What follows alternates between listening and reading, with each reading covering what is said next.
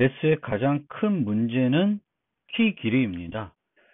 56비트 키를 사용하는데 이 길이는 현재, 아니 90년대 초 중반 컴퓨팅 수준을 고려하면은 너무 짧습니다. 전수조사를 해서 충분히 그 키를 발견해낼 수 있습니다. 그런데 이 56비트 키 길이의 안전성에 대해서 한번 좀 생각을 해보면 1977년도에 디피와 헬맨이 그 유명한 키 동의 프로토콜을 만들었던 사람들이 이만큼의 금액만 있으면은 데스키를 찾아내는 특수한 하드웨어를 제작할 수 있다는 것을 보였습니다. 그런데 이 금액이라는 것은 어마어마한 금액이에요. 따라서 데스를 공격하기 위해서 이만큼의 그 돈을 투자할 사람이나 기업이나 기관은 없다는 거죠. 따라서 우리가 전수조사 공격을 고려할 때에는 컴퓨팅 기술도 고려하지만 그런 어떤 특수한 하드웨어를 제작하기 위해 필요한 비용도 고려해야 됩니다. 그 비용이 너무 크면 빨리 찾을 수 있다 하더라도 그 비용이 너무 크면은 그거는 현실적인 공격으로 고려되지 않습니다. 93년도에는 그런데 웨인이라는 사람은 요만큼의 금액이면 하루 반 만에 데스키를 제작할 수 있는, 데스키를 찾아낼 수 있는 특수한 하드웨어를 제작할 수 있다는 것을 보였습니다. 이 정도만 되면은 웬만한 기업들은 그 보안을 깨기 위해서 충분히 투자할 가치가 있는 거죠. 그래서 93년도만 돼도 이제는 더 이상 데스가 안전한 그런 알고리즘으로 사용하기는 힘들어졌습니다. 그래서 그 당시부터는 이제 다른 표준은 아니지만 다른 알고리즘들을 많이 사용했고 하나의 대안으로 이제 등장한 것이 트리플 데스입니다. 트리플 데스는 다음 슬라이드에서 설명을 드리겠습니다. 그리고 RSA라고 하는 회사가 있는데 이 RS 회사에서도 이 데스의 키 길이의 문제점을 널리 홍보하기 위해서 데스 챌린지라는 것을 했습니다. 그래서 이 데스 챌린지는 그 RSA 홈페이지에 한 블럭에 그 암호문, 데스로 암호화된 암호문을 공개를 하면 사람들이 그거의 평문을 맞추는 그런 챌린지를 했습니다. 데스 챌린지 2, 98년도에 진행된 데스 챌린지 2에서는 어떤 사람이 요만큼 투자해서 56시간 만에 그 해독을 하는데 성공을 했고, 챌린지 3, 마지막 챌린지로 진행됐던 데스 챌린지 3에서는 22시간 만에 복구하는데 성공을 했습니다. 이 사람이 그거의 우승자인데 이 사람은 이런 특수한 하드웨어, 즉 데스 칩들을 여러 개 연결한 그런 보드들을 만들어서 여러 키들을 동시에 테스트하는 기계들을 만들어 가지고 이 데스 챌린지에 도전해서 요 시간 내에 이제 복구화에 성공했고 2006년도에는 하드웨어 기술이 더 발달해서 FPGA라는 기술이 발달해서 요만큼의 금액만 투자하면 7일이면 데스의 키를 전수조사에서 찾을 수 있습니다. 비용이 많이 줄어든 거죠. 특수 하드웨어 제작하는데. 이 당시만 해도 이런 비용을 투자하는 데는 상당히 많은 금액을 필요했는데 이제 2006년도 지금 수준에서는 아주 적은 돈을 투자해도 충분히 짧은 시간 내에 56비트 키는 찾을 수 있습니다. 데스키가 너무 짧아서 보안적으로 문제가 된다는 걸 알기 시작하면서 데스 대신에 이제 다른 알고리즘들을 많이 사용했는데 한편으로는 데스를 다른 허점을 얻기 때문에 데스를 이용해 가지고 그 짧은 56비트 키 길이를 극복하고자 하는 움직임도 있었어요. 그거의 결과로 나온 것이 바로 트리플 데스입니다. 트리플 데스는 데스 알고리즘을 이용하는데 한 블럭을 암호화할 때 3번 진행을 하게 됩니다. 그래서 M을 K1으로 암호화하고 이것을 다시 K2로 암호화하고 다시 K3로 암호화해서 최종 C를 얻어내는 그런 방법을 우리가 생각해 볼 수 있는데, 이렇게 되면 56비트 키이니까 총 168비트 길이가 되는데 실제로는 안전성이 112비트 밖에 되지는 않습니다. 왜냐하면 meet in the middle이라는 공격이 있어요. 요쪽으로 하고 요렇게 전수조사를 해서 일치되는 걸 찾아가지고 키들을 찾아내는 거예요. 그러면 2번이니까 요거는 120비트가 비트 안전성이 될 거고 요거는 56비트 안전성이 되겠죠. 그럼 합치면 이게 168비트가 되는 게 아니라 요 비용이면 되는 거예요. 그래서 어차피 3개를 사용하더라도 안전성은 168비트가 아니라 112비트가 됩니다. 그리고 만약에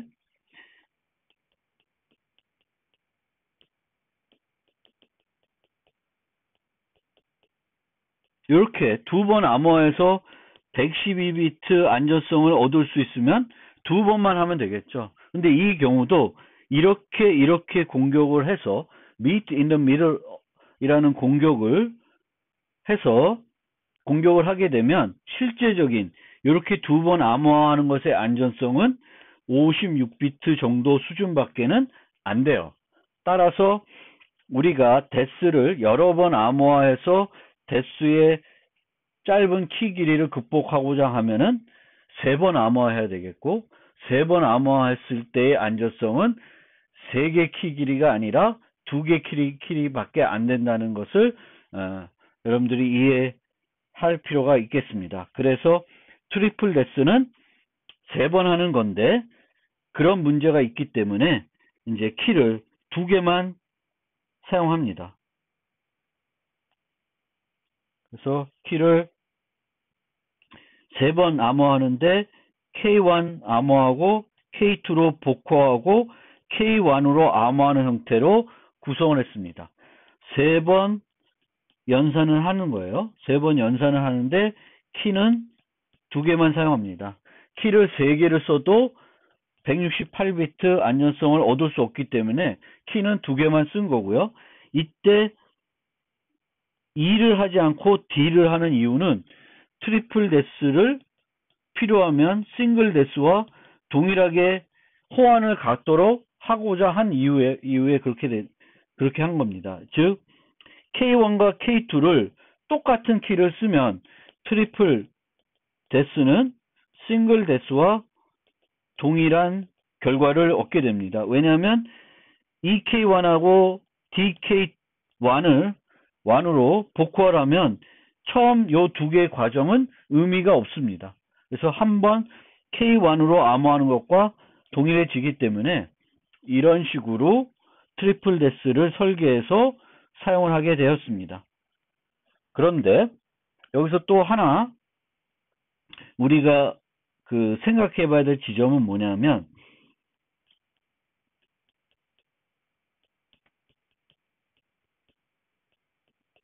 이것의 안전성은 meet in the middle이기 때문에 56비트 안전성밖에 안 된다고 말씀드렸는데, 만약에 이렇게 해서 C를 2번 암호해서 구하는데 만약에 이렇게 하나 어떤 키로 메시지 암호하나 요 결과가 얘와 얘가 같아진다 그러면 2번 암호하는 것을 해독 공격하는 것이 아니라 그냥 싱글 데스로 암호했다고 가정해서 요 K를 찾는 것으로 우리가 시도를 해볼 수 있습니다. 그런데 이렇게 하는 것과 이렇게 하는 것은 일치하지 않아요.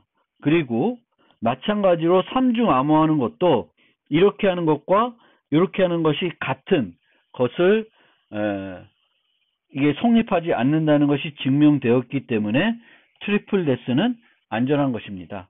이렇게 하더라도 그냥 한번 어떤 특별한 키를 이용해서 M을 암호하면 얘와 동일한 C를 늘 준다 그러면 굳이 이것을 생각해서 공격하는 것이 아니라 그냥 싱글 데스라고 생각해서 얘를 공격할 수 있습니다. 그런데 그게 성립하지 않기 때문에 트리플 데스는 안전한 것이고 그것의 키 길이는 112비트 안전성을 가지게 되는 것입니다. 데스가 더 이상 표준으로 사용하기에는 키 길이가 너무 짧아서 이제 리스트에서 새 표준 작업을 착수했고 새 표준 작업은 어떻게 진행됐냐면 97년도에 Call for Proposal 제안 요청을 이제 내보냈습니다. 그러면 이 제안 요청이라는 것은 미국 표준으로 본인들이 만든 알고리즘을 채택하고 싶으면은 제출하라는 거예요. 근데 요구 사항은 블럭 크기가 128비트이고 키 길이는 128, 196, 256을 모두 지원해야 됐어요. 이 이유는 나중에 컴퓨팅 속도가 성능이 빨라져 가지고 만약 128비트를 사용하는 것이 힘들어지면 새 표준 작업을 하는 것이 아니라 이 196, 256으로 알고리즘 수정 없이 바꿀 수 있도록 하기 위해서 이렇게 제안 요청을 리스트에서 했습니다. 많은 그 암호 알고리즘들이 표준으로 채택돼 달라고 제출이 됐는데 그 중에 처음 15개를 추렸습니다. 그 15개 중에 크립톤이라고 하는 것이 있는데 요거는 우리나라에서 제출된 우리나라에 있는 학자가 만든 것입니다. 그래서 요 크립톤은 우리나라에서 만들어진 암호 알고리즘이다. 그래서 미국 표준 중 15개 중에 그 중에 최종적으로 후보에 남은 것 중에 우리나라에서 제출한 것도 있다라는 걸 좀 알아두시기 바라겠고요. 이 15개를 1년 뒤에 5개로 줄였습니다. 그 마지막 최종 5개 후보에는 크립톤은 포함되지는 못했습니다. 이 5개 중에 린제다를 제외한 나머지 것들은 매우 유명한 학자나 기관에서 제출한 알고리즘들이에요. 이 린제달이라는 것은 벨기에 석사 학생들이 제출한 알고리즘입니다. 근데 놀랍게도 최종적으로 채택된 것은 린제달이라는 알고리즘이 채택되었습니다.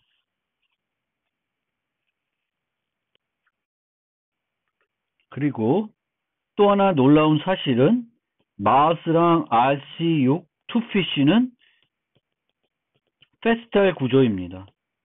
린제다와 서펀트는 페스탈 구조가 아니에요. 그래서 페스탈 구조가 아닌 지금까지는 주로 사용했던 또는 개발했던 알고리즘들은 주로 페스탈 구조를 띄웠는데 최종 5 후보 중에 3개는 페스탈 구조이었는데 페스탈 구조가 아닌 그리고 가장 유명하지 않았던 그 석사 학생이 만든 것이 미국 표준으로 최종 채택됐다는 것이 되게 놀라운 결과이고요.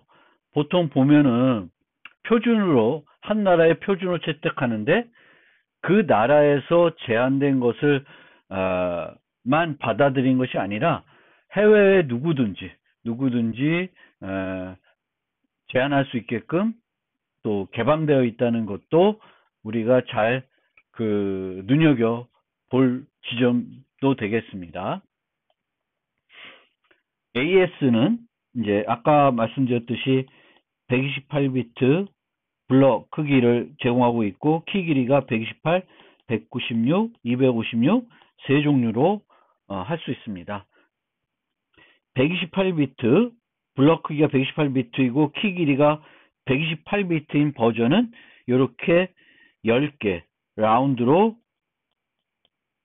10라운드로 구성되어 있고 키 길이가 길어지면은 요 라운드 수가 더 길어집니다.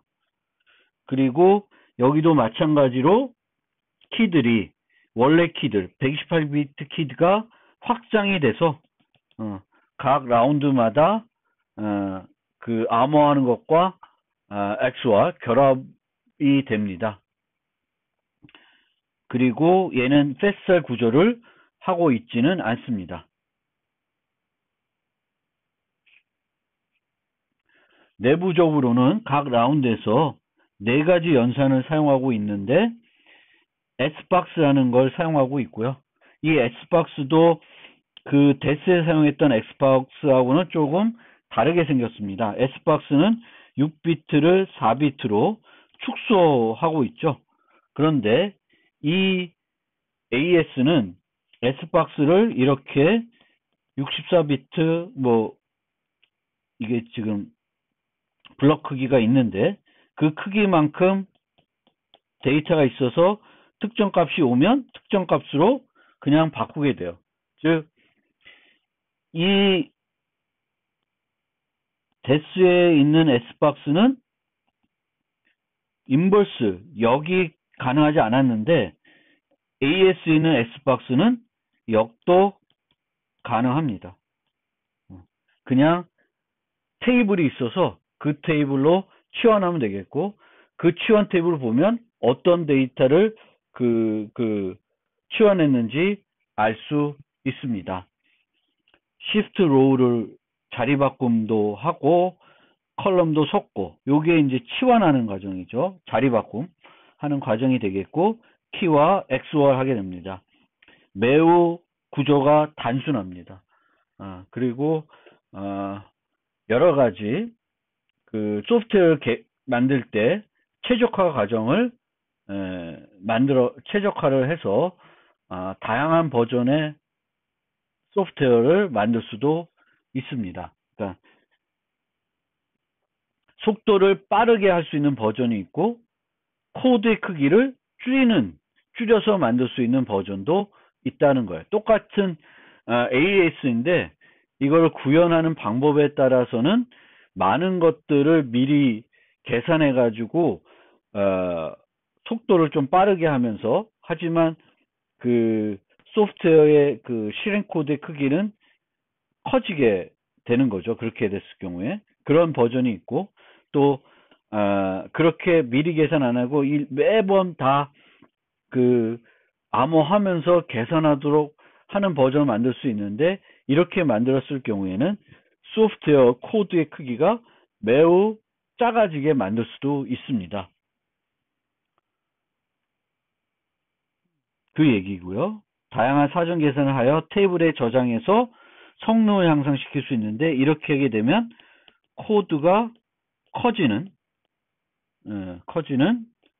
또 단점도 있습니다.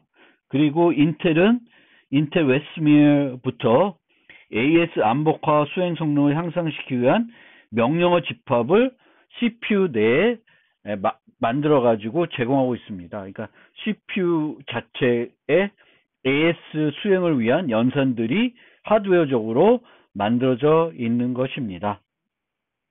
그러니까 기계어로 AES를 인텔에서는 지원하고 있다. 쌀사 20은 지금까지 설명드렸던 데스나 AES와 달리 블럭 방식이 아니라 스트림 방식입니다. 그래서 쌀사 20은 키 길이를 128비트 또는 256비트를 쓸 수 있고요.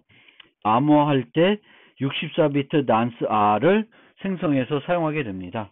그래서 쌀사 입력은 이렇게 되면 요 값들을 만들어내는데 이 값을